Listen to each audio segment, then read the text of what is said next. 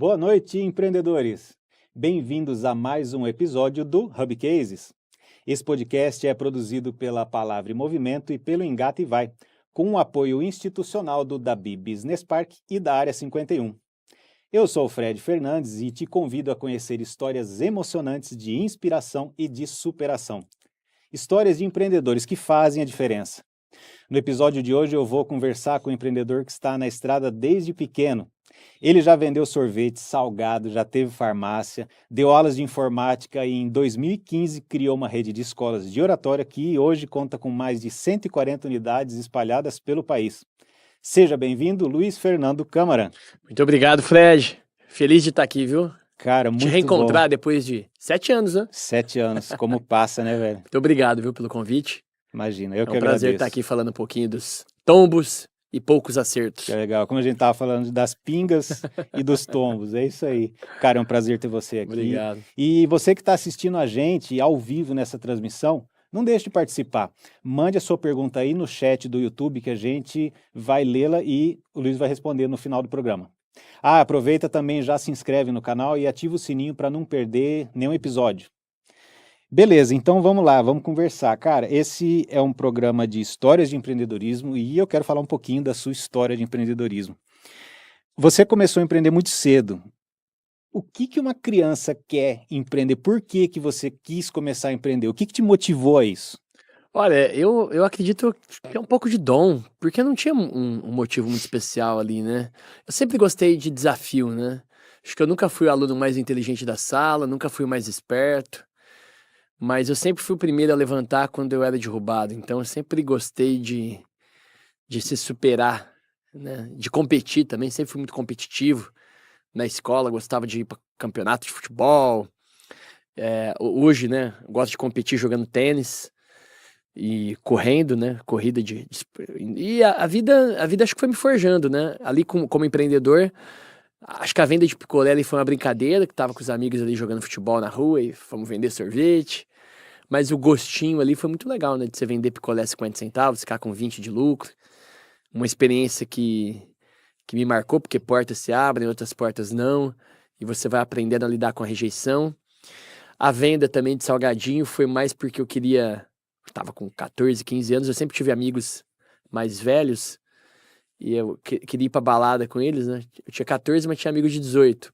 Então eles saíam de Cravinhos e vinham pra Ribeirão nas festas, eu queria vir nas festas. Então eu queria ganhar dinheiro pra vir na festa. É um motivo, claro, Não é algo tinha que assim, motivava, a sem meta dúvida. de virar um grande empreendedor, ainda não, né?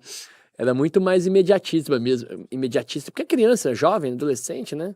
Era meio que uma independência de ter tua grana ali, de poder comprar o que você quisesse. Conquistar a independência financeira foi um objetivo desde cedo.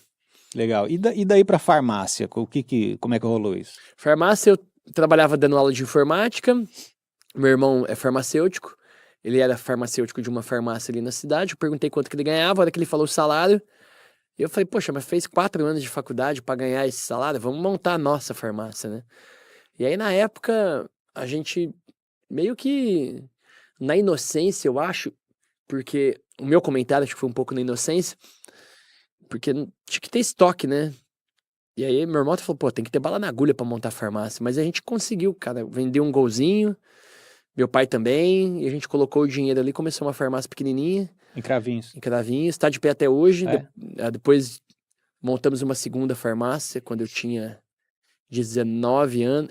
A primeira eu tinha 17, a segunda 20 anos. E assim começou. Aí eu comecei a me interessar mesmo em business plan, em saber comprar, em saber vender, em buscar referência empresarial, né, para aprender a empreender. Farmácia foi uma mega escola ali para mim, né? Você tocou a farmácia durante um tempo? Toquei durante 17 até os 23 para 24 anos, 7 anos. Nossa, e o que tem de desafio para tocar uma farmácia? Desde você saber negociar com laboratórios e com Não era de rede, distribuidores. era própria. Era próprio, então tinha que negociar com laboratório, tinha que negociar com distribuidora, tinha que liderar farmacêutico. Eu sempre gostei muito de captar cliente, né? Então vendas sempre foi um DNA muito forte. Então eu fechava convênio com empresas aqui do Distrito Industrial lá de Cravinhos. Fechava convênio com as empresas para atrair clientes. fazia ativação em supermercado, ia lá medir diabetes, glicemia em supermercado, fazia um marketing diferente, entregava galeto assado no domingo. Acho que foi a única farmácia que entregou frango. Galeta assada. Galeto assado, cliente.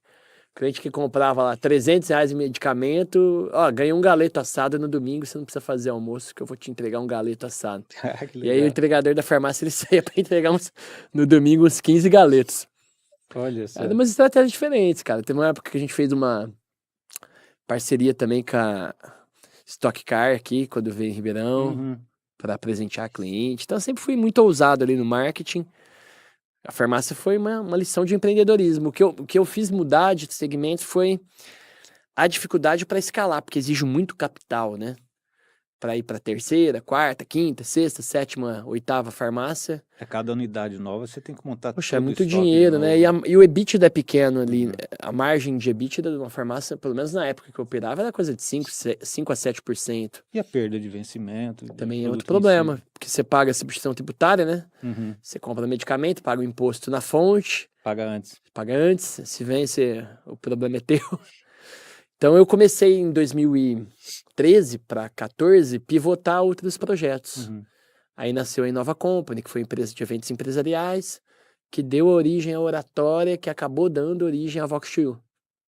E Nova Company, mas o que você viu de necessidade de oratória quando teve a Nova Company? A Inova Company foi uma empresa com o objetivo de... Eu sempre quis aprender com empresários, né? Acho que esse bate-papo aqui que vocês fazem é louvável, né? Porque você aprende com a experiência Uhum. de um terceiro. E na época não tinha evento empresarial em Ribeirão. Isso há 10, 12 anos atrás, os empresários eram meio fechados, né? E aí nós criamos a Inova para trazer grandes empreendedores para comunicar com os empresários daqui e ensinar empreendedorismo. Uhum.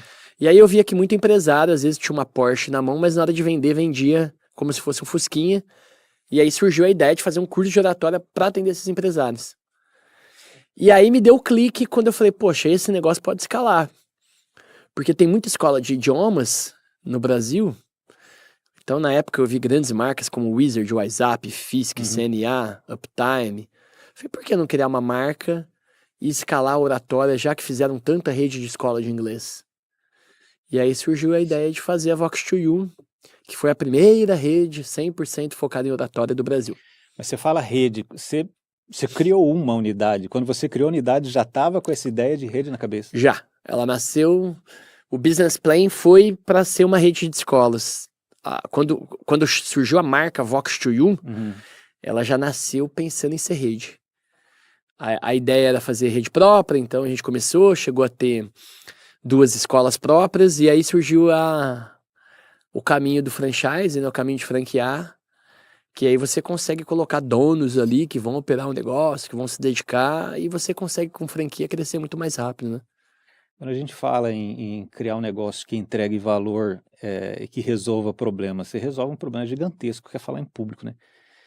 É difícil falar em público? Olha, hoje 70% da população tem medo de falar em público. É o maior medo do brasileiro, tirando o medo da morte. Tá em segundo? Tá em segundo, falar em público, né? Dá aquele friozinho na barriga. E aí, o que nós fomos fazendo com a metodologia foi atender a dor de falar em público, mas mostrar também que as técnicas que você aprende ao falar em público para te dar mais segurança e você perder medo, te ensina a gravar bem um podcast, te ensina a mandar áudio no WhatsApp, a fazer uma negociação. Eu até brinco, né? Pasta de dente eu uso 3 vezes por dia e a palavra eu tô usando a cada minuto, a cada segundo. Seja na hora de gravar um vídeo no YouTube, seja na hora de fazer uma live, o tempo todo eu tô me comunicando.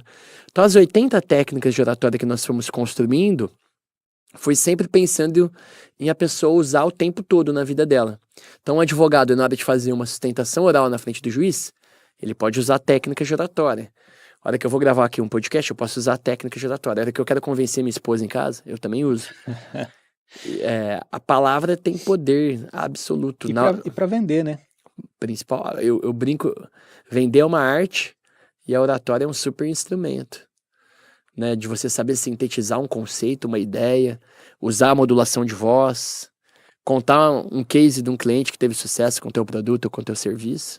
Eu acredito que algumas pessoas já nasçam com algum dom, alguma coisa assim que facilite a venda, né? Mas é algo que pode ser ensinado e algo, a gente estava até comentando antes aqui, é uma carência muito grande que o mercado tem de bons vendedores, né? Então, você estava até falando para mim, cara, às vezes a gente tem que correr atrás para formar. Com oratório eu consigo formar bons vendedores. Isso, vendas eu procuro sempre na rede ali, nós temos hoje acho que 500 vendedores na rede, a gente sempre procura alguém com ambição, com fome de vencer, né? Porque o vendedor ele tem que querer, ele tem que querer crescer, ele tem que querer realizar, né? Ele tem que não vender a hora dele e querer performar na venda em escala, né?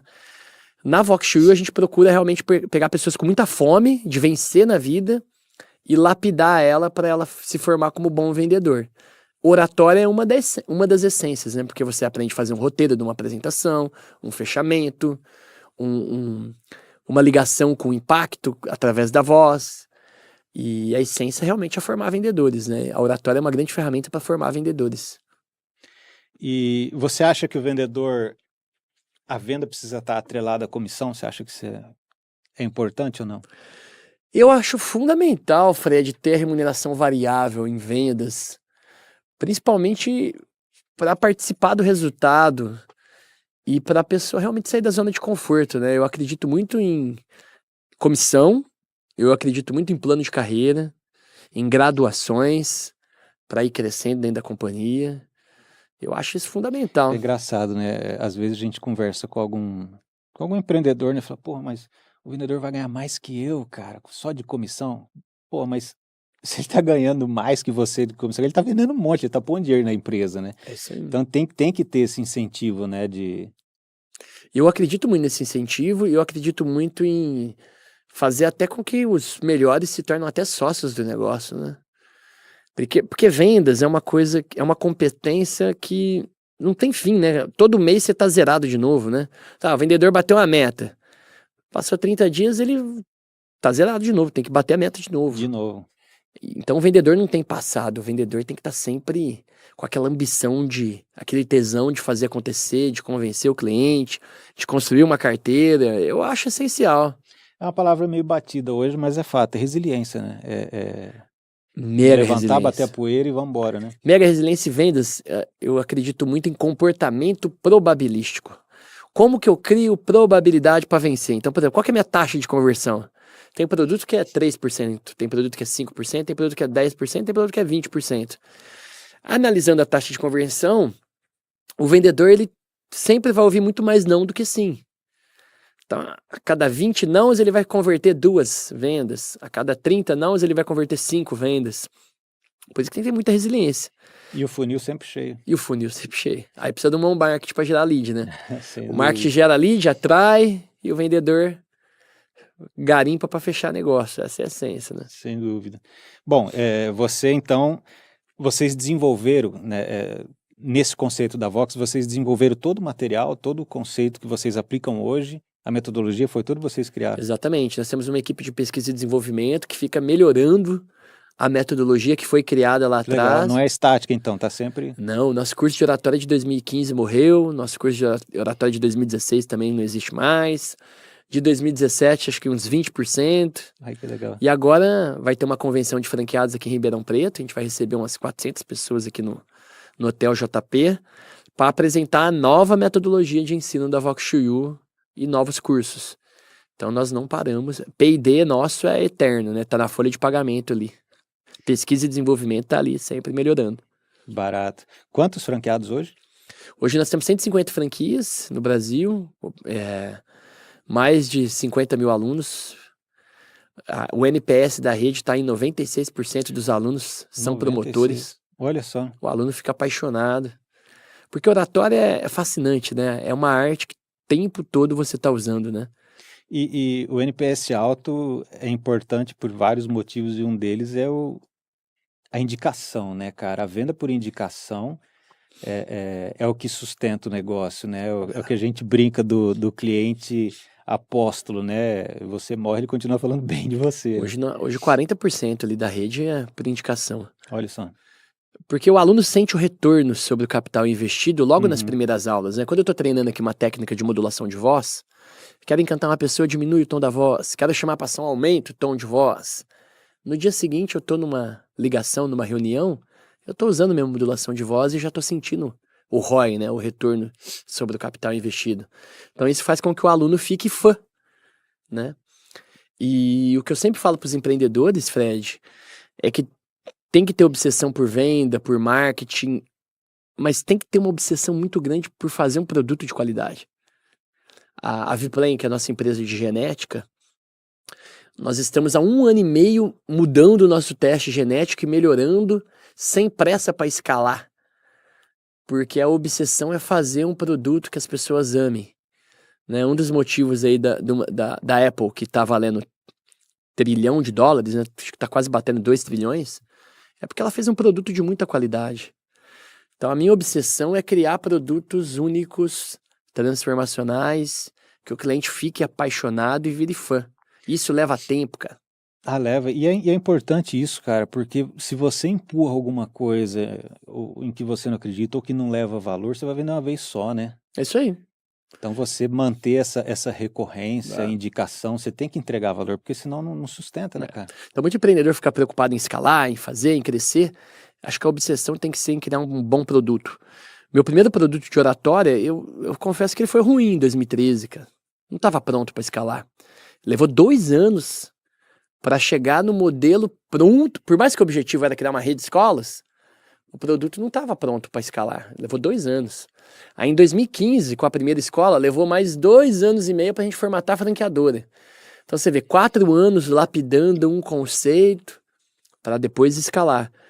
É essencial realmente você criar produtos de qualidade que transformem as pessoas. Mas é interessante você falar isso porque não era 100%, não estava pronto, mas você lançou.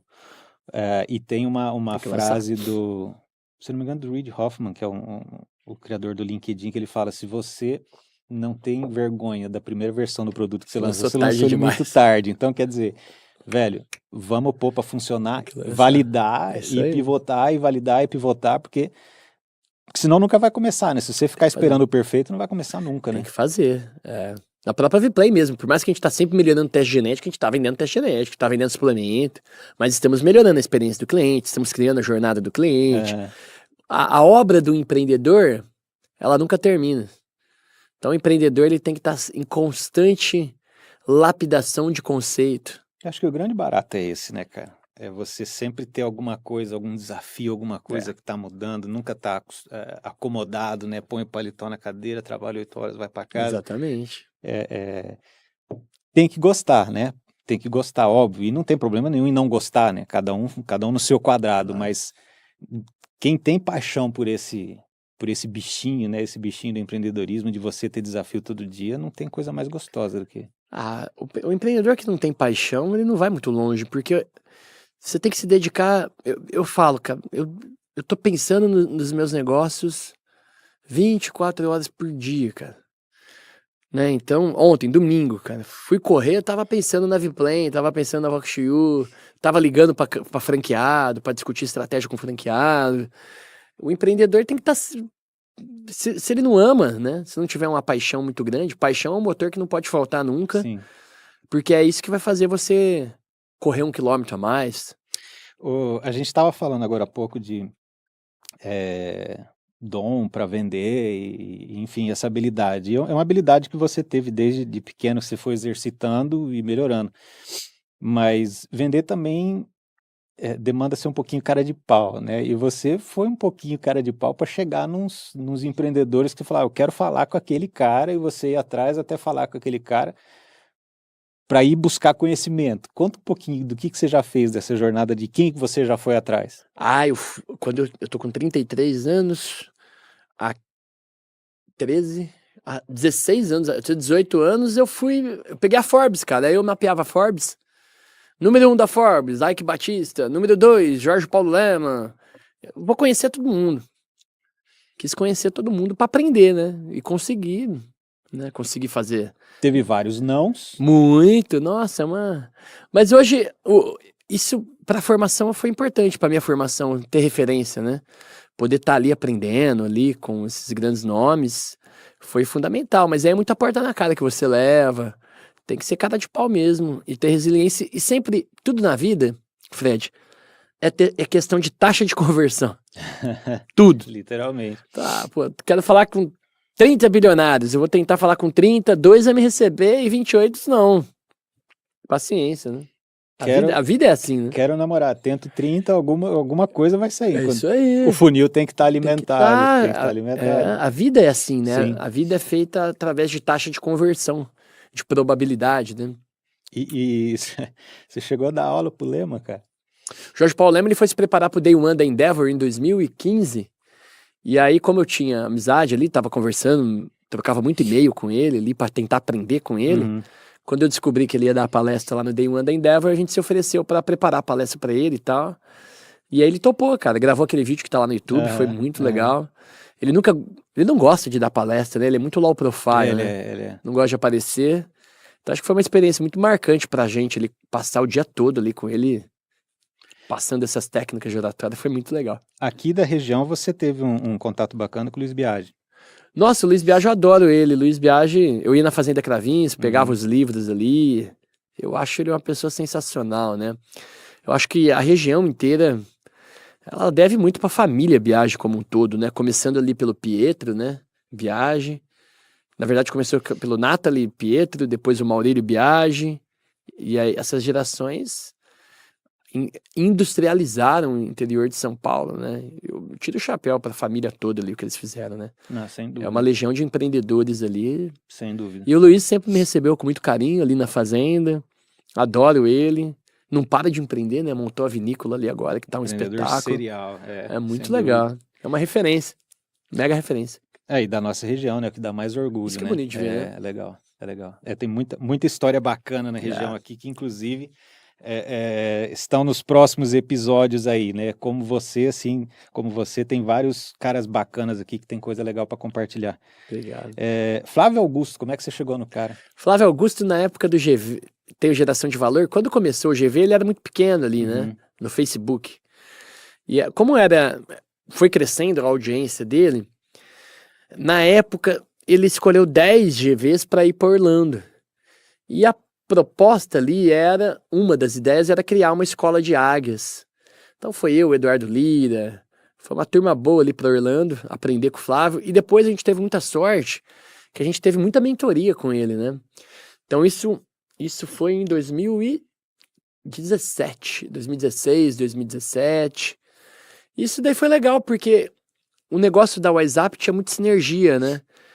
Com a Vox Chuyu em relação das franquias. Franquia, escola de matrícula, formar vendedores. Então eu consegui extrair muita coisa boa ali do Flávio. Foi muito importante para minha trajetória ali, né? E você foi para Orlando? Fui, conheci na época o Orlando City, que ele montou. Foi time, né? Time de futebol. O Flávio, ele é muito bom, né? Ele tem cara de ser, pelo menos do que eu assisto, ele tem cara de ser uma pessoa simples, né? Ele é, muito legal. Boa. Muito bacana. Você tava falando de escola de matrícula e tal, e me ocorreu uma coisa. Quem tem ideia de desenvolver uma franquia, em primeiro lugar, a gente tem que ter a casa arrumada, e processo é fundamental para isso, né? Mas além dessa questão de processo, na tua condição de franqueadora, quais são os maiores desafios de uma franqueadora? Olha, primeira coisa, a franqueadora, ela tem que ter um organograma muito bem montado para serviço franqueado, né? Porque o teu produto passa a ser a franquia. Então a franquia, ela tem que ser um produto. E essa franquia, primeiro, ela tem que ter um produto ou um serviço que faça o cliente feliz.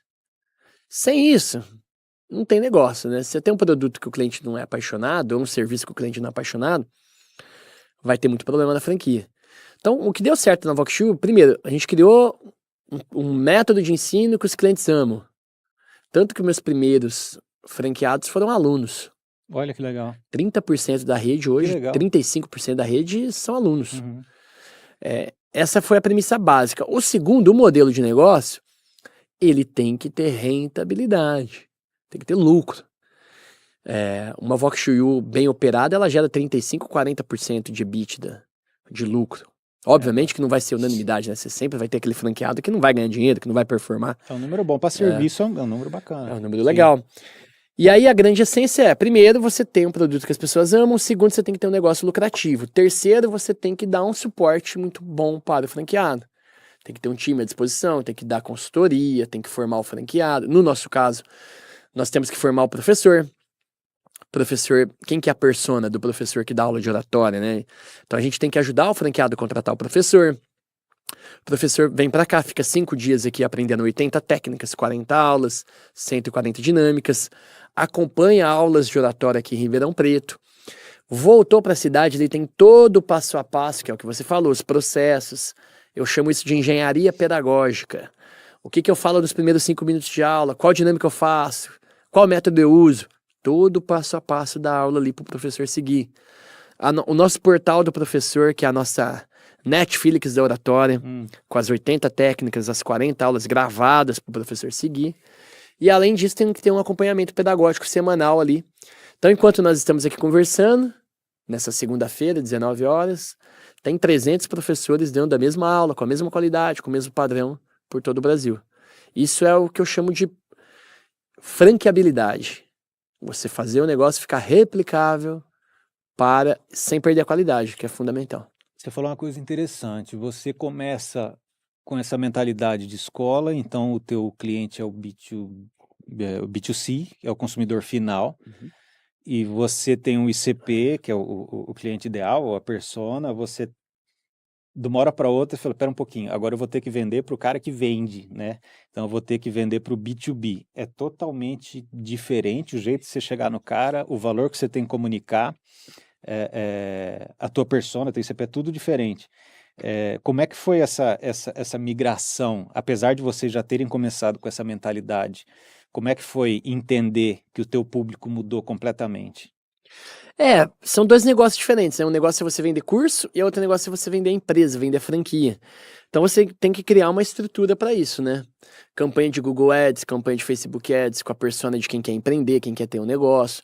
Tem que avaliar também o perfil do franqueado, se ele está disposto a realmente trabalhar, se dedicar, se ele não vai se dedicar ao negócio, se ele está disposto a formar as pessoas que vão operar ali na linha de frente e investir todo o capital. Tem que ter muita resiliência, né? E a grande essência é que você passa a ter sócios ali, né? Que vão estar à frente da operação e vão te representar perante os alunos, perante os clientes finais. Então tem que ter um cuidado colossal e principalmente ter um trabalho de formação desse empreendedor. Então o franqueado ele tem ali a universidade do franqueado, que ele vai aprender gestão, liderança, vendas, como que toca uma escola, como que faz uma matrícula, como que fecha uma DRE, que sistema que ele usa, que funil que CRM que ele vai usar, como que é o funil de vendas dele. Então você tem que ensinar o cara ali a empreender e se dedicar. Muitas vezes o cara vem totalmente cru, né? Ele tá procurando Exato. uma renda, alguma coisa, ele tá totalmente cru. E normalmente quando procura uma franquia, né? É uma pessoa que realmente quer começar um negócio do zero, mas já um negócio validado, um negócio já que tenha realmente história, né? Com mais alguma segurança, né? Exatamente. De um negócio vir redondo, né? Não ter começado do zero, né? Criar uma marca do zero, criar produto do zero. Agora, obviamente que o franqueado ele tem que ter muita resiliência, né? Hoje, para fazer qualquer negócio, resiliência é fundamental. Ter disciplina fanática e paranoia produtiva para fazer acontecer. Boa. O mundo pertence aos fanáticos. E falando de personalidades, você chegou até o Zezé de Camargo. Como é que foi esse bate-bola? O Zezé foi legal. A Gra, que é a esposa, a gente fez um treinamento ali na casa, um Vox to You in House. E aí treinamos a Gra, o Igor, a Nora ali. Foi um treinamento de oratória. E aí foi a oportunidade, né? Já conheci o Zezé, mas foi a oportunidade de conviver mais tempo com ele, porque ele estava na casa dele ali. E aí surgiu a ideia da gente criar um método de ensino, né? Baseado na vida do Zezé. Então a gente tá com o produto pronto, né? Ele é um cara sensacional, eu admiro muito ele pela resiliência dele ali, que ele teve ali, né? Pra conseguir, né? Ele lançou 6 discos que foi um fracasso, o 7º que teve sucesso. Eu tiro o chapéu pela resiliência dele. E ele é muito apaixonado em criar um produto de qualidade, que é uma música de qualidade, né? Isso é um DNA muito forte. Então foi uma experiência marcante de poder ter convivido com ele ali, aprendi muito com ele. Ele é uma pessoa sensacional, tiro o chapéu. Então, ok, você tem a tua unidade de oratória, você constrói a tua rede de franquias, começa a operar essa rede de franquias, tudo maravilha, tudo deu certo, Pelo ou, contrário, ou, né, Fred? ou tinha uma pedra no meio do caminho. Ô Fred, eu sempre falo pra todo mundo, cara. Ó, minha primeira farmácia eu fracassei. No começo faltou uma licença, cara. E aí o Conselho Regional de Farmácia não deixava a gente inaugurar. E aí o fluxo de caixa acabou na primeira experiência. Eu já Nossa, o estoque lá, o estoque lá parado. Então já foi uma experiência negativa no começo, né? Depois, meu primeiro curso de oratória eu fracassei também. O primeiro curso de oratória nosso foi horrível. Teve aluno que reclamou, teve aluno que pediu dinheiro de volta. E aí a gente foi lá, melhorou o produto. Depois eu criei uma outra franqueadora. Errei na estratégia, depois veio a pandemia. Um pouco antes eu fiquei com uma dívida de 7 milhões de reais. Então você ter ali 28 anos e ter uma dívida de 7 milhões de reais para pagar, né? com família. Com família, começando a casar, construir uma família. Foi um desafio gigantesco, né? E por isso que eu falo pro empreendedor sempre pensar a longo prazo. Pensar a longo prazo liberta, né? E todo mundo erra. Eu acredito que a grande essência é você pensar a longo prazo onde você quer chegar, entender que fracasso é natural, entender que esses imprevistos aí pode ser um trampolim até para você voar mais alto lá na frente. Problemas são uma bênção na vida do empreendedor, mas o difícil é a gente enxergar assim, né? Principalmente quando a gente está passando pelos desafios, Sim, né? sim. E é engraçado, né? A gente aprende desde pequeno que errar é feio, né? Então, o errar na escola, errar a questão, errar o que foi perguntado, é feio, a gente fica constrangido, fica com vergonha. E só que a gente aprende errando, né, cara? É errando, é tentando, acertando e errando é que a gente vai construindo todo um aprendizado. Então, se deixar errar. Mas, ok, me diga aí, como é que é ter uma dívida de 7 milha, cara? Eu já devia uma grana, mas 7 milha não, como é que é isso, cara? Olha, pra mim foi uma experiência dolorosa, né? Dói, né? Você ter que reconstruir. Mas aí eu acho que é a essência de você ligar para credores, olhar no olho de cada um. Nada foi para judicial, não recebi nenhuma ação na época, porque a gente foi negociando realmente. Aí o que que eu fiz? Eu fiz um exercício interessante, que eu fui olhar as empresas listadas na bolsa e eu vi que toda empresa de bilhão deve bilhão. E aí, fica um recado aqui pro empreendedor, às vezes é melhor ficar vermelho por um tempo do que amarelo a vida inteira. É, é, Gostei dessa. é normal. Então, países, né? Qual país que não tem dívida hoje? Países estão mega endividados. Há dívidas e dívidas, né? Tem dívidas saudáveis e dívidas que É, você faz com planejamento que... exato. A minha não foi não, a minha não foi saudável não, Não. a minha foi fraca, foi erro, né? Só que a hora que você tá, a primeira coisa você tem que aceitar, cara. Porque você vai se lamentar. Então eu nunca tive tempo pra ficar se lamentando, pra me perguntar como que eu tô me sentindo hoje, se eu tô me sentindo bem, se eu tô me sentindo mal. Eu sempre falei, poxa, beleza, vou conversar com os credores por 10, 15 minutos. E agora eu vou pensar em faturamento, vou pensar em escala, vou vender, vou formar gente.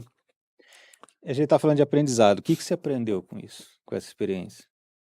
Olha, o maior aprendizado que eu tive é que tudo passa, cara. E às vezes a gente dá um peso gigantesco para algumas coisas e pensa a longo prazo, sabe? Eu acho que se o empreendedor tem que ter uma visão clara de pelo menos uma década, em 10 anos. Eu tô aqui no ponto A, eu quero chegar no ponto B em 10 anos. E no meio desse caminho vai dar muita merda, vai dar muito problema. E às vezes vai aparecer problema aparentemente intransponível.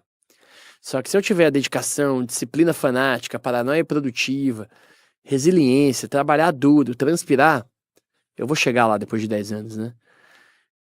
E aí, muita gente se perde nesse caminho de 10 anos ou de 5 anos, porque você começa com aquele sonho grande.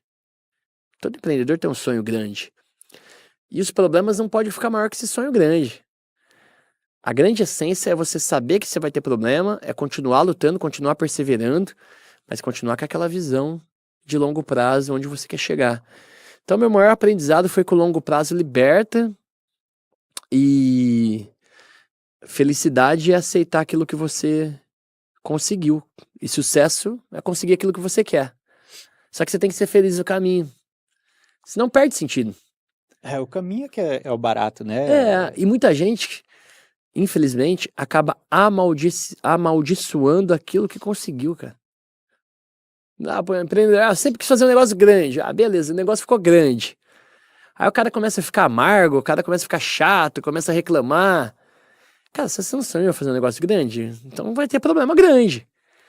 Eu acredito muito nessa essência, sabe? Em você assumir a responsabilidade. Acredito que assumir a responsabilidade te liberta. Quando você assume a responsabilidade, você não tem tempo com probleminha, com pecuinha. Você vai seguir em frente, vai seguir teu caminho. E São você vai chegar duas lá. coisas contra o senso comum que você está falando, né? Uma delas é o imediatismo, né? A gente tem essa cultura de ser imediatista, de já querer resolver logo o negócio, né? Putz, eu não aguento esperar. Não, e aí? Já funcionou? Já deu certo, né? Então tem todo esse trabalho de você ter paciência, né? Não só resiliência, paciência também, né? Para esperar as coisas no seu tempo acontecerem no seu tempo, né? Todo projeto ele tem um tempo de maturação, né? Eu conheço empresário aqui, até visitei um hoje que tá escalando, tá fazendo um negócio sensacional, grande pra caramba, cara. A empresa ele tem 20 anos. Ele ganhou tração nos últimos 7, cara. Que ele deu uma ajeitada no modelo de negócio e aí escalou. É essa a essência, cara. Cada um tem o seu momento, né? E o desafio será que não é exatamente saber quando pivotar, quando parar, quando continuar, até quando continuar? Eu acredito que, por exemplo, eu adoro a BID. Building Your Dreams. Os caras foram muito felizes. Carros elétricos, bateria, Cara, placa solar. Os caras foram muito felizes até no nome, né? Verdade. Cara, o cara começou em 85 ali, 87, com baterias pequenas, né? Uhum. Não pensava em fazer uma montadora de veículos naquela época. Então você vê que o modelo de negócio dele foi se multando conforme o tempo, né? Até hoje ele bater diretamente com a Tesla, né? Sim. O produto dele, acho que talvez é até melhor do que a Tesla. E é engraçado, né, para você ver a capacidade dos caras de inovar e de realizar. Você sabe da história deles, que na pandemia o governo chinês pediu para eles fazerem máscara? E Sim. em questão de 2 semanas os caras montaram uma fábrica de máscaras. Os caras são um dos maiores fabricantes de máscara do mundo. Olha lá, você vê? Sensacional, né, cara? A capacidade de adaptação e de inovação e de fazer. E o chinês, ele é resiliente, né? Determinado, perseverante. Essa é a essência, você tem que... Acho que o modelo de negócio, ele sempre tem que estar em constante mutação, né? Você, obviamente, tem que ter aquela ideia para gerar caixa ali, para pagar conta no presente, mas, ao mesmo tempo, melhorar, inovar. E talvez, por que não, causar a própria ruptura no teu próprio negócio, antes que alguém cause a ruptura no próprio negócio, né? Eu tentei causar uma ruptura no meu negócio na pandemia, cara. Eu não sabia que o mundo ia... Imagina, começa uma pandemia, todas as escolas e aí? fecham. Fechou tudo, Fechou não era tudo. essencial, e aí? A dívida de 7 milhões ainda estava lá. Foi junto? Foi um pouco antes, né? Que beleza. Eu entrei na pandemia devendo 7 milhões. Hum. Aí você deixa de receber royalties, porque virou comum as franqueadoras isentar o royalties na pandemia, porque o franqueado estava com a escola fechada, com a loja fechada. Sim. A venda caiu 80%, 85%. E aí nós criamos uma operação de guerra e criamos uma plataforma online com 80 técnicas de oratória, onde o aluno assiste a aula, grava vídeo, sobe o vídeo na plataforma e recebe feedback. Essa plataforma sustentou a gente durante a pandemia. Depois, o presencial voltou pra gente com muita força. Acho que a galera tava cansada de ficar atrás do computador fazendo curso. Poxa, eu quero me socializar, né? E a oratória tem aquela essência ainda de você sentir o friozinho na barriga ali, né? De ter 15, 20 pessoas.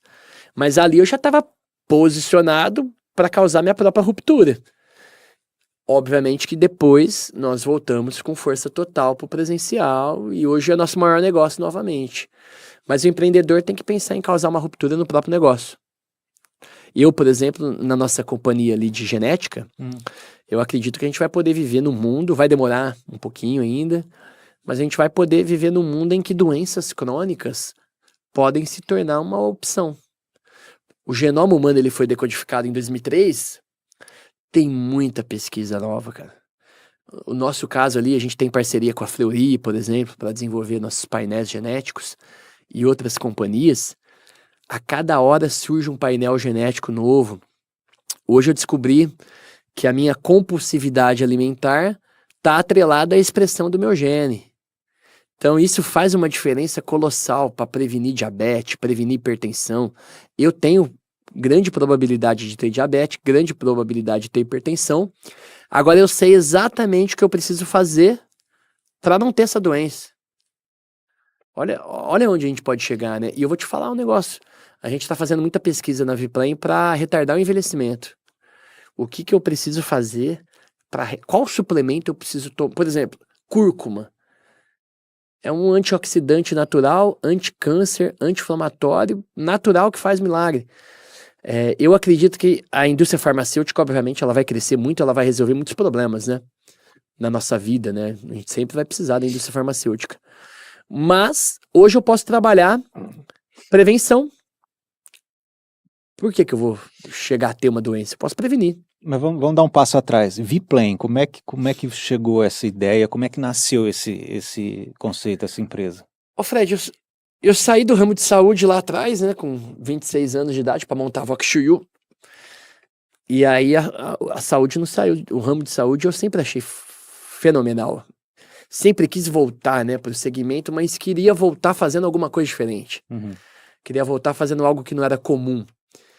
E aí nós fizemos a Viplan com um princípio ativo, primeiro, chamado litotânio, que é várias espécies. Na verdade, quem me apresentou essa espécie foi o Ike Batista, tá? Várias espécies dessa alga se calcificaram no fundo do mar. E quando você ingere essa espécie chamada litotânio, você está ingerindo 74 minerais biodisponíveis e biocompatíveis. E o querido Linus Pauling, que ganhou 2 prêmios. Um S2, 2P2, 2... Ele ganhou o prêmio Nobel. Ele falava, ó, toda alergia, todo distúrbio, toda doença está relacionada a uma deficiência mineral. E aí eu comecei a importar essa alga da Irlanda em 2017 ali, mais ou menos, 2018, e comecei a ingerir essa alga. Pelos estudos científicos que eu vi. Mudou minha vida. Eu que faço muita atividade física, nunca mais contudi, nunca mais tive dor. Você deu uma enxugada também, né? Cara, total. E ali, eu equilibrei, porque nosso corpo, o que ele é? Praticamente a tabela periódica inteira. Então, na hora que eu estou ingerindo essa alga marinha, eu estou ingerindo 74 minerais. Então, a Viplan nasceu desse suplemento, chamado litotânio, que tá lá, a gente comercializa esse suplemento. Previne osteoporose, reduz os riscos de glicose no sangue, melhora o pH do intestino e você aumenta a imunidade. Então ela nasceu de um suplemento. Só que a gente é fuçado, né, como empreendedor, então eu, de novo, P&D, né? Assim como na Voxchuyu tem P&D eterno, a Viplan tem P&D eterno. Então eu tenho lá biólogo, profissionais de saúde que ficam estudando para criar novos produtos. E aí criamos novos suplementos e os testes genéticos. Os testes moleculares inteligentes. Como é que funciona esse negócio dos testes que eu achei muito interessante quando eu li? O teste a gente começou com o microbioma intestinal, que nosso intestino tem mais de 70 trilhões de bactérias.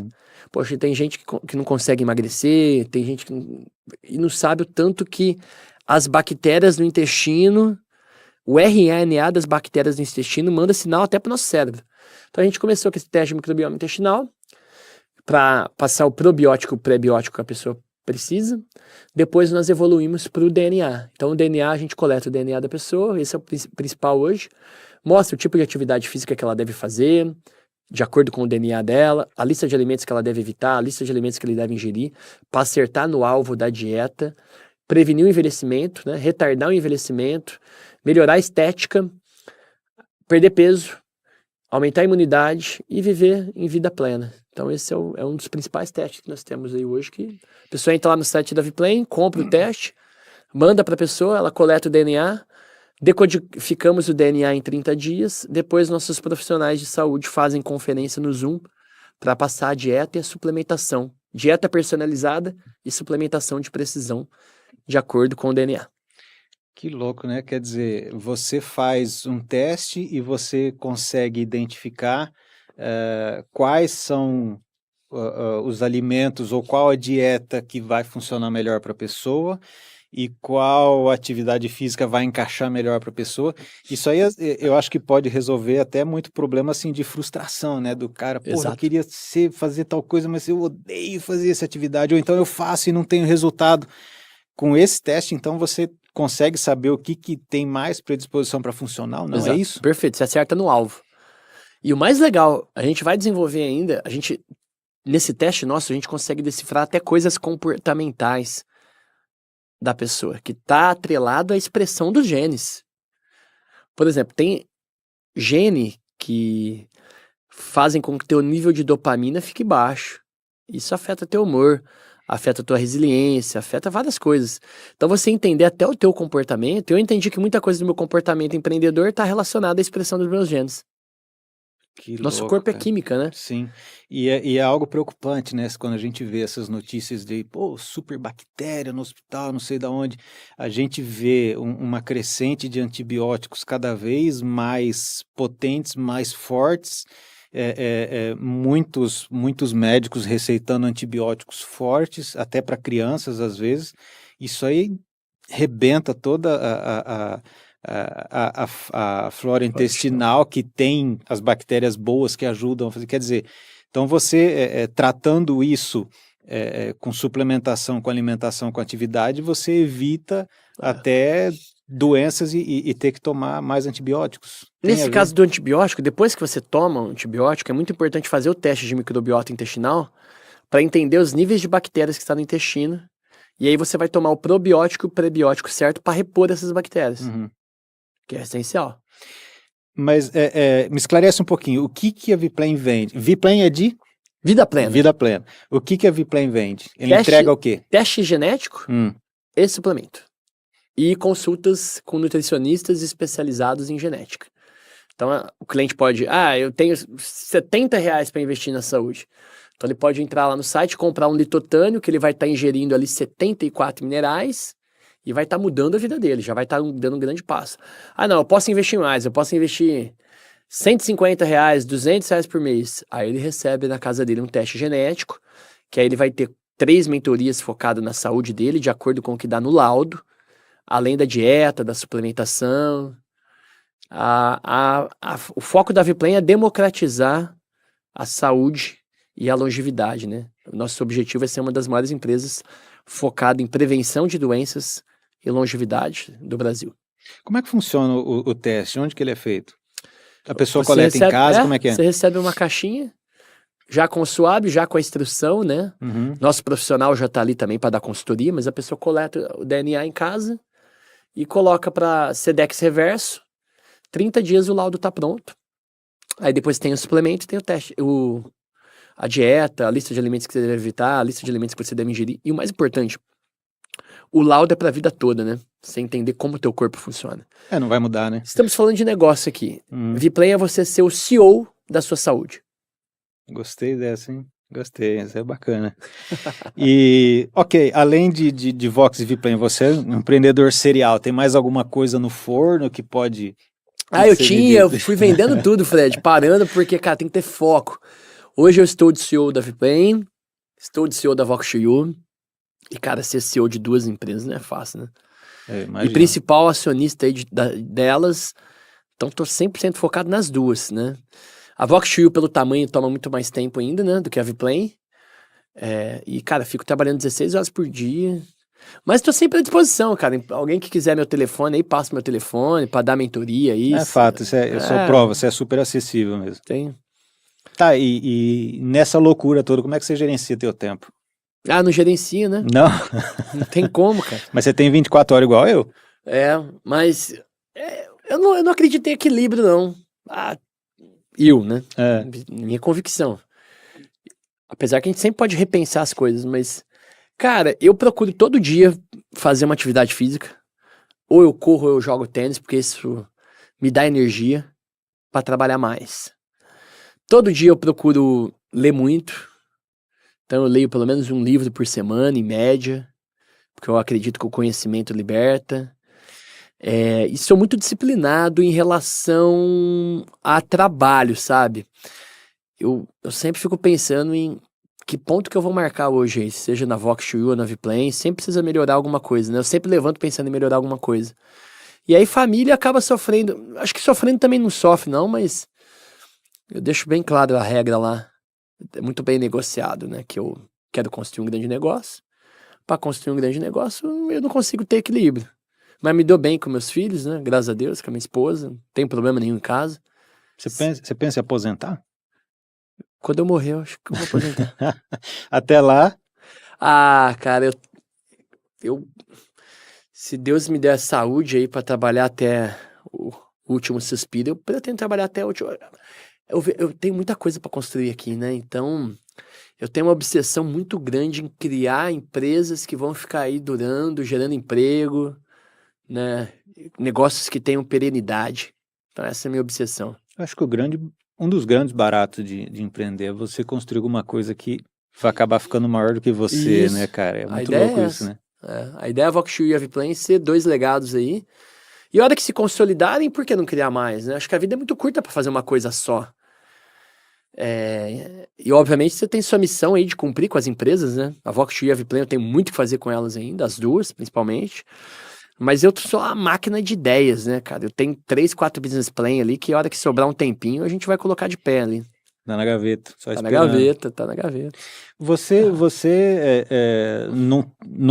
você começou um negócio do zero, você não pegou uma empresa que era do teu pai, ou do teu tio, enfim, de família. Como é que você vê essa questão de sucessão? Eu sei que seus filhos são pequenos, que idade eles estão? Meu filho tem 1 ano e meio e minha filha tem 4 anos. Ok, são novos, mas enfim.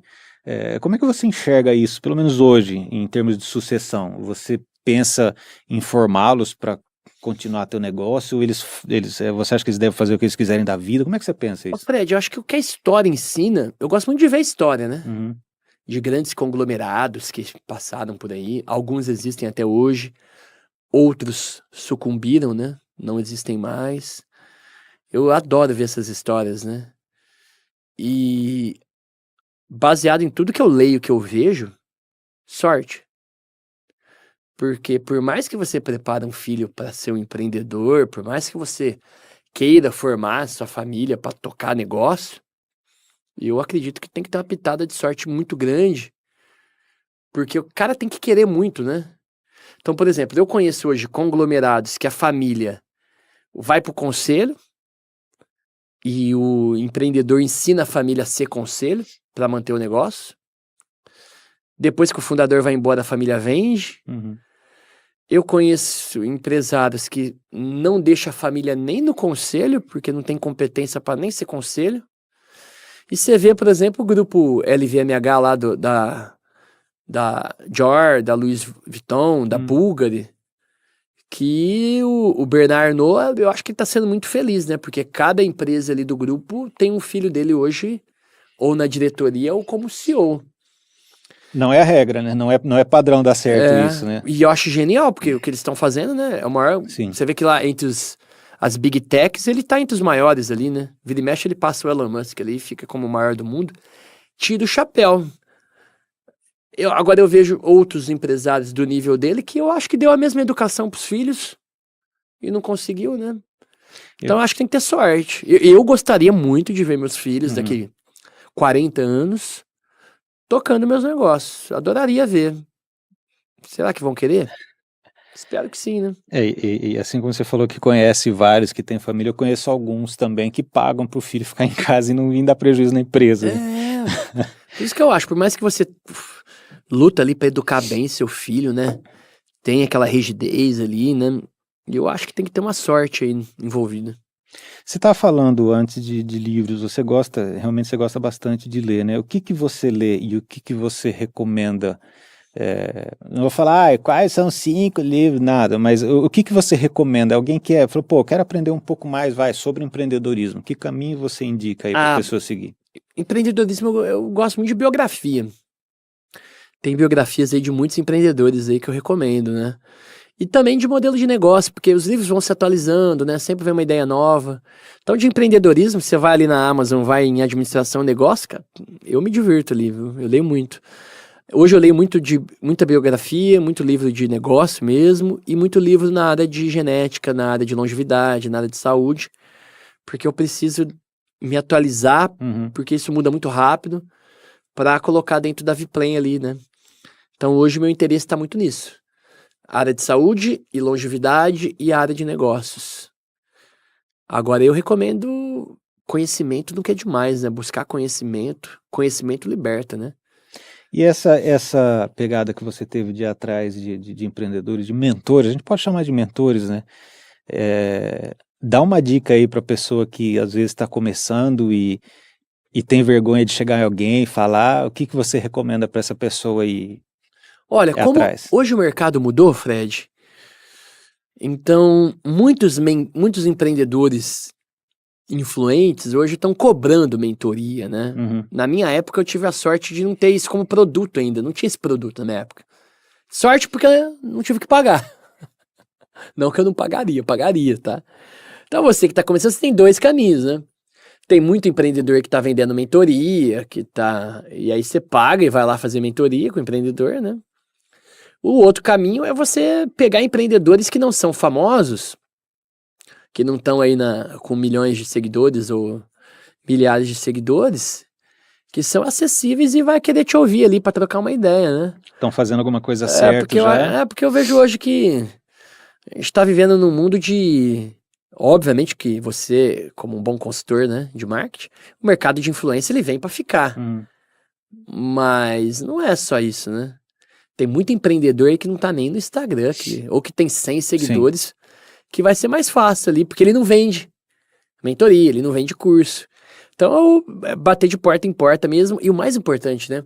Buscar empreendedor que talvez tenha um pouco de sinergia com o nicho que você tá atuando, ou não, para você pegar uma peça, talvez, que tá em outro nicho e juntar com a tua ali. Eu sempre gostei muito de juntar peças. Aí é aquela questão da cara de pau mesmo, né? Cara, me procura aí no meu Instagram, no meu LinkedIn. Eu sempre recebo, viu, Fred? Eu adoro receber É. jovem empreendedor ali. Por mais que não dá pra gente fazer isso toda semana, eu acho sempre legal trocar ideia. Pra mim foi fundamental. Então eu procuro me doar por isso, né? Sim. Ah, justo, justo. Você sabe que no episódio anterior a gente conversou com o Ricardo Cubronde e falamos bastante de ecossistema empreendedor e desse conceito que existe, que veio lá da Califórnia, do Give First. Eu vou me doar primeiro para o ecossistema, sem esperar nada em troca. É Pô, isso aí. custa eu falar com você, cara, custa eu ficar alguns minutos, te dar uma orientação. Eu falei, velho, não faz assim, ó, eu É fiz isso isso aí. aqui, deu certo. Não custa pra gente. E é uma troca tão legal. Você ganha muito com isso, né? A Pô, é energia, né? demais, cara, É. demais. E o mundo dá voltas, né, cara? E a gente não sabe o dia de amanhã, o que tá acontecendo, se você pode precisar de um network, de um contato, alguma coisa. Então, assim, o mundo dá muita volta, né? Não custa a gente plantar, né, cara? Eu gosto muito disso, sabe? Eu sempre que posso recebo empreendedores para dar dicas e o empreendedor acho que ele deve procurar. E o outro lado hoje é que tem a internet, cara. Você tem muita coisa legal, né, no YouTube. Esse mundo de podcasts agora são aulas incríveis ali para aprender, né? De graça, É. de graça. Ô Luiz, o que precisa para ser um líder? Você começou a liderar desde novo. O que você aprendeu em liderança e o que você pode afirmar hoje? Falar, olha, para ser um líder, não um chefe, um líder de fato, precisa do quê? Servir muito e se dedicar muito, né? Ser líder dá muito trabalho, cara. Ser líder é muito trabalhoso, né? Porque você tem que estar ali pegando na mão, ajudando, inspirando. O líder tem que vender o sonho o tempo todo. O líder tem que trabalhar junto, tem que se dedicar. E a grande essência da liderança é você entender que tem que ter uma comunicação muito clara. Porque o desempenho numa companhia ele é muitas vezes afetado não pela forma que você tem uma visão e na forma que você treina o time, na forma que você dá apoio para o time. Mas qual o significado o colaborador tem daquilo que você está transmitindo? E o líder tem que estar construindo o time o tempo todo e, às vezes, até renovando o time, cara. Tem pessoas que, infelizmente, o ciclo acaba se encerrando dentro de uma empresa. E aí você precisa renovar. E alguns vão ficar com você por muito tempo, outros não. Então, o líder, ele tem que ter uma obsessão muito grande por gente, ele tem que estar recrutando o tempo todo, tem que estar servindo o tempo todo, treinando o tempo todo, melhorando o tempo todo, ouvir muito. Eu tô sempre ouvindo, né? Não escutar, ouvir, né? Cara, poxa, eu tava agora vindo com o Pablo ali, o nosso consultor que tá ali, ó, Davi Play. Poxa, ele tava dando uma ideia ali agora, passou até uma referência, né? Se eu não tivesse convidado ele para vir aqui comigo e tá ouvindo ele, poxa, às vezes ele deu uma ideia que pode ser que melhore o nosso negócio, aumente o nosso faturamento. Então o papel do líder é ouvir, servir, apoiar, transpirar. Você falou uma coisa antes que eu acho que pode se encaixar aqui também, que quando a gente estava falando do fracasso, é assumir a responsabilidade, né? Na frente dos liderados, né? Para eles entenderem que você erra, que você não é perfeito, e justamente para se inspirarem e aceitarem o erro, aceitarem a responsabilidade. Isso é importante, né, E o cara? líder, não existe uma escola de liderança, né? Uma faculdade de liderança. Você vai apanhar. Eu perdi gente boa já comigo porque eu errei com a pessoa. Aí a gente tem que se perdoar e seguir em frente. E recomeçar, né? Recomeçar é você dar uma nova chance a si mesmo, é você ir pra frente, olhar pra frente sempre. Mas o papel do líder é inspirar. Quando você não. Porque o líder, ele não tem o direito de acordar mal. É uma das funções que não tem como você chegar. Ah, eu não tô bem hoje. Vou me trancar aqui no escritório, não vou falar bom dia. Cara, o líder tem que estar bem o tempo todo. Eu sou muitas vezes questionado na empresa, falo, pô, você não tem problema, cara, porque você tá bem o tempo todo. E nos bastidores o bicho tá pegando, mas, cara, você tem que ir lá e dar a mão pro teu vendedor, olhar no olho dele, animar ele, né? Formar, pensar em como ajudar, pensar em como melhorar o negócio. É desafiador isso, né? Muito. Exato. Líderes são raros, né? Agora, você aprende, né? Você tem que estar sempre. Eu já fui um líder num nível, agora eu tô tendo que ser outro líder em outro nível, que falho pra caramba, preciso melhorar muita coisa. Aí é que entra aquela perseverança, aquela resiliência, aquela. Poxa, eu vou chegar hoje, vou fazer um PowerPoint ali de novas ideias e novas visões para as duas empresas. Revisitando o processo, revisitando o organograma, mexendo em peças. Cara, é uma obra que nunca termina. E não pode ter preguiça. Não, tem que estar sempre. Nossa, tem que estar sempre. Agora, uma coisa interessante também, Fred, que a gente não falou aqui, né? Porque a pessoa fala, pô, o cara tá falando de resiliência, disciplina fanática, paranoia produtiva. Mas ninguém é de ferro, né? Então, cara, às vezes eu tô mega exausto, vou assistir minha Netflix em casa, da que eu chego. E o que você gosta de assistir? Eu Eu fiquei gosto de curioso. documentário, de algumas séries, né? Tinha uma série muito boa, não sei se tá na Netflix ainda, chamava Ressurreição, que mostrava o Ertogul do Império Romano ali. Eu acho o máximo, cara. Acho o máximo. É isso que te. E livro, você lê alguma coisa de romance, algum outro tipo de literatura ou Não não? consigo ler romano, não tenho paciência, cara. Aí não dá. É, eu já vi, por exemplo, tava vendo o fundador do Twitter, né, o Jack Dorsey, acho que é Jack, como é que é? Jack, né? Jack Dorsey, acho que é. Acho É. que é. Ele recomendou um livro lá, até comprei o livro, cara, de romance, de um pescador lá, tal, cara, eu li 3 páginas, aí não sei se é não sei se é dislexia, aí já ferrou, cara, eu não consigo. Você tem dislexia? Não sei também, Não, às vezes eu acho que sim, não consigo ficar muito tempo fazendo a mesma coisa. é inquieto por Livro, natureza. eu leio 2 ao mesmo tempo. Ah, tô lendo um livro de marketing, cansei e vou pra biografia. Eu devo ter, Você sempre foi pilhado, né? total, E talvez total.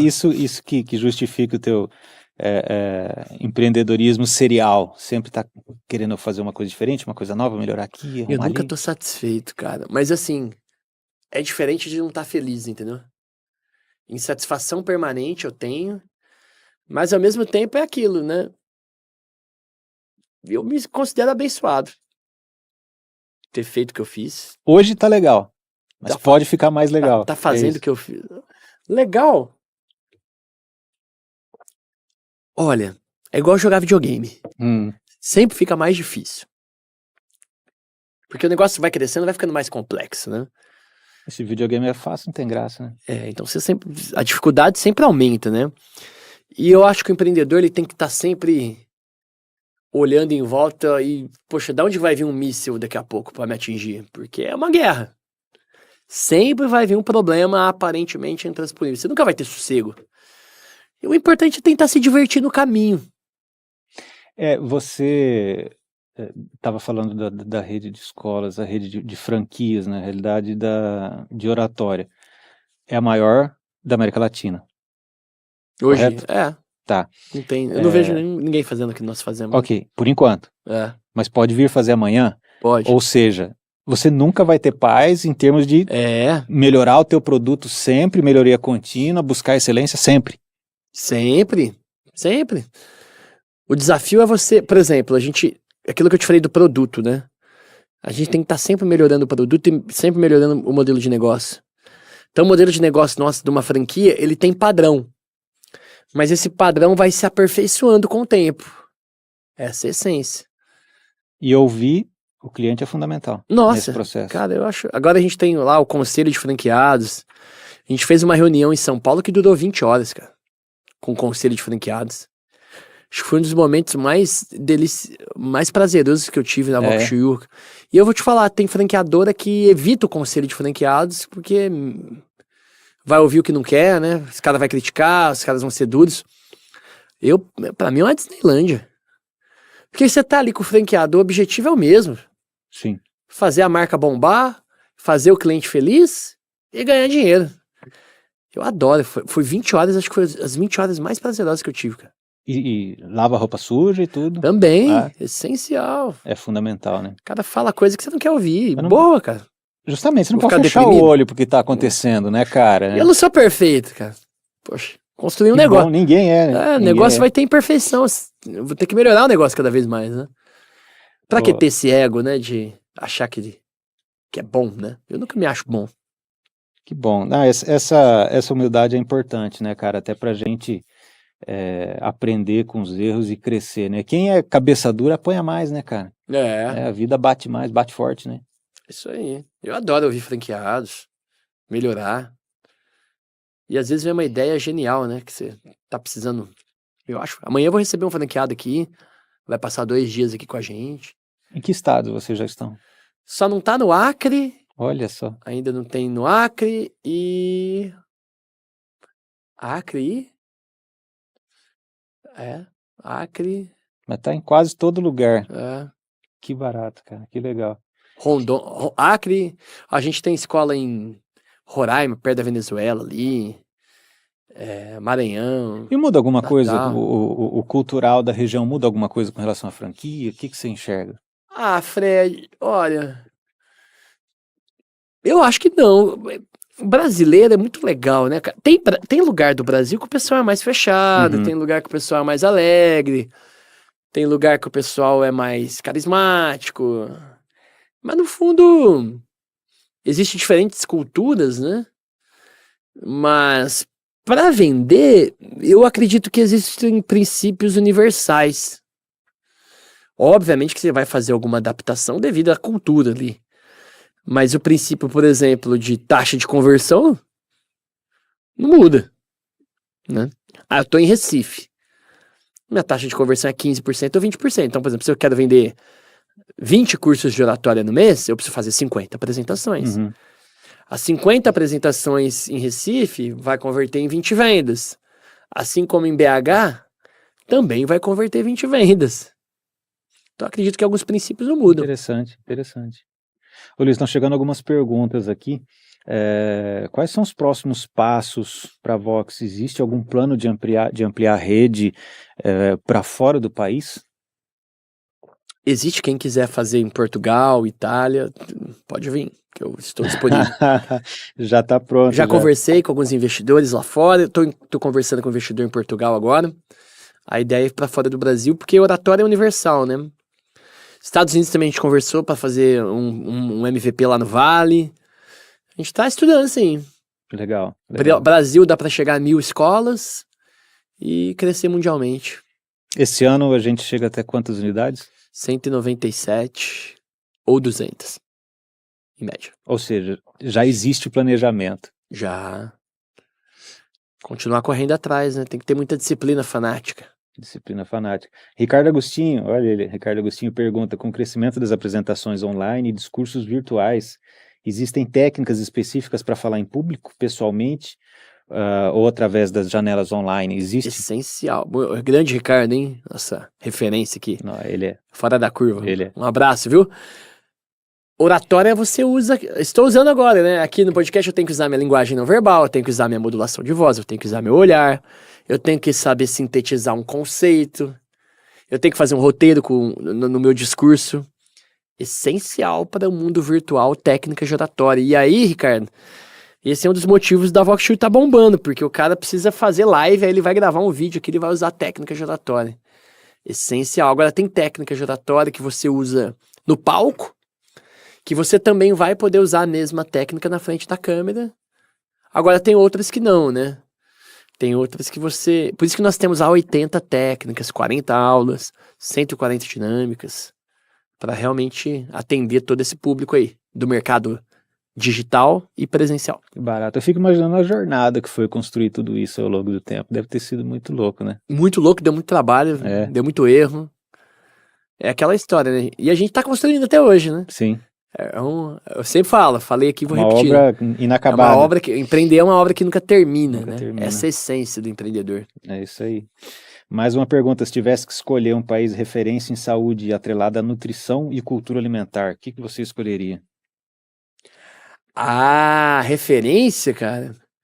Olha, eu acredito que lá nos Estados Unidos não é referência, porque em tecnologia, sim. Uhum. Em a sociedade está se cuidando, eu acredito que não, né?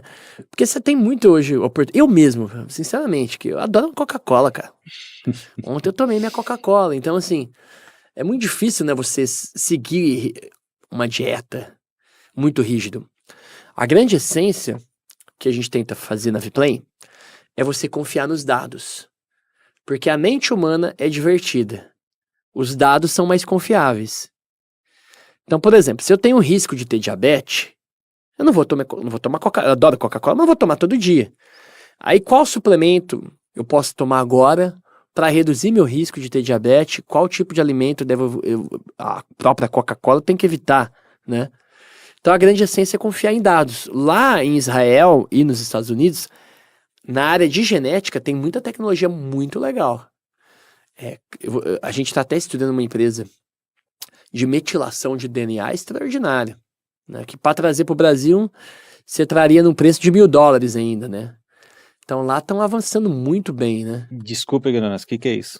Metilação de DNA é como as expressões do seu gene se comportam, então você vai coletar ali, e ali ele vai dar um laudo muito mais focado na expressão dos genes, mas também você tira sangue e mostra exatamente o que você precisa fazer para retardar o envelhecimento. Nossa. Então vou dar um exemplo, você tem o teu DNA, tem o cromossomo, que é o que condensa teu DNA, e tem os telômeros que protegem teu cromossomo.